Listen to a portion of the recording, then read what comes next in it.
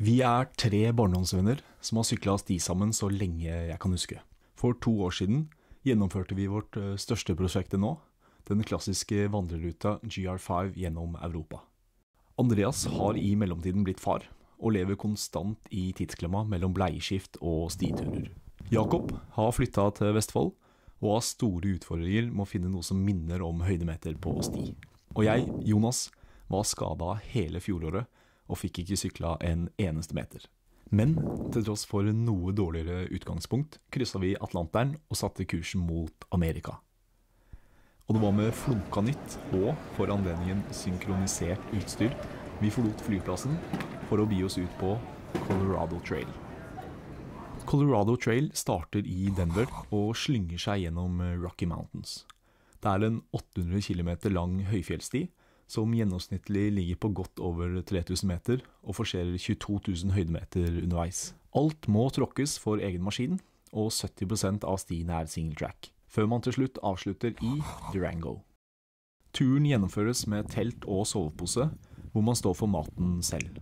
For vår del ble det frysetørka mat, kombinert med så mye snacks vi fikk plass til. Med andre ord gikk vi i minus i kaloriregnskapet, så det sang etter hver eneste dag. Heldigvis fikk vi fylt opp lagerne fra tid til annen. Dagens frokost, skikkelig amerikansk. På tide å flotte seg. Men vi merket allerede på dag 1 at dette kom til å bli en utfordring. Altså, vi er fornøyd med frem til lunsj første dagen. Halvveis. Beina, alle er greit fornøyd med beina, alle er greit fornøyd med kroppene, og alle er greit fornøyd med sekkene, men det blir hardt. Det blir ballehardt. Det blir det hardeste vi har gjort, det er ikke noe å si på det. Og ballehardt ble det. Første dag ble ikke avsluttet før mørket innhentet oss. Likevel, når jeg tenker tilbake på Colorado Trail, tenker jeg på brutalt bra sykling. Du vet, sånn typen den beste single-tracken du har syklet hver eneste dag.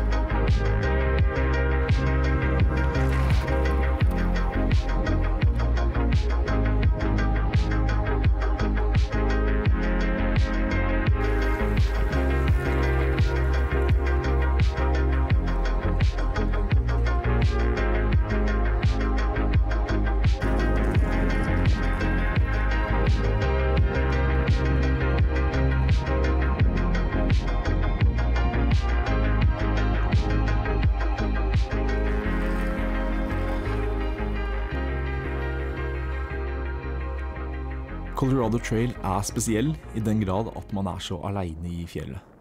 Man sykler de reneste smalstiene hele dagen uten å møte på noen andre. Lave temperaturer og skiftende vær i høyfjellet medfører også at man ikke pusher grensene i like stor grad som hjemme, da konsekvensene er noe større.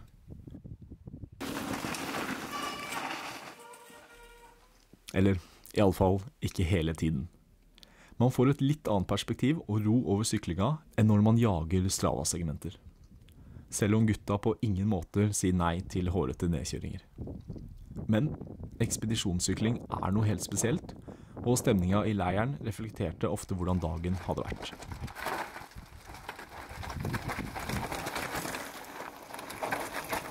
Dag 5. Endelig fått inn en ordentlig god dag. Lenger enn det vi hadde planlagt. Mye lenger. Mye lenger. Første gang vi har klart det. 100 kilometer. Ja. Sinnssykt bra stier. Ja. Som det alltid er, single track hele tiden. Ja, perfekt. Plaine, fantastiske stier. Og masse god utsikt også nå. Ja. Og veldig fin campsite. Ekstremt fin avslutning på dagen. Ja. Vi har fått fyrt bål. Vi har spist mat. Hvor koselig. Veldig, veldig bra. Altså. Gleder oss til morgen, gjør vi ikke det? Ja. Rett og slett den beste dagen så langt. Ja, det vil jeg si. Absolutt.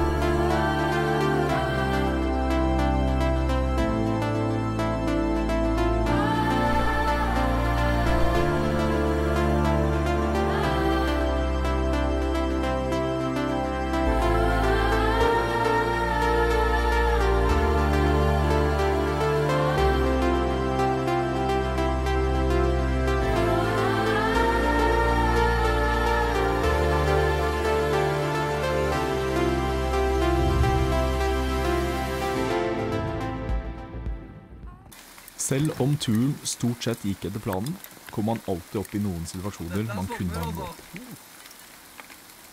Sånn som den gangen vi var... Jeg var fast på en utedo på omveien. Vi ser ute. Nå ser vi her ute. Koselig vær. Men så kom oss til segment 22 da, som er 8 mil. 8 mil herfra. Så egentlig trakk på grus, men rapportene sier at grusveien er ødelagt på grunn av den der. De fleste andre situasjoner ble løst på den mer tradisjonelle måten. Stein, saks, papir. Nei! Colorado Trail har også sine tekniske utfordringer, som gruppas medlemmer løste på litt ulik måte.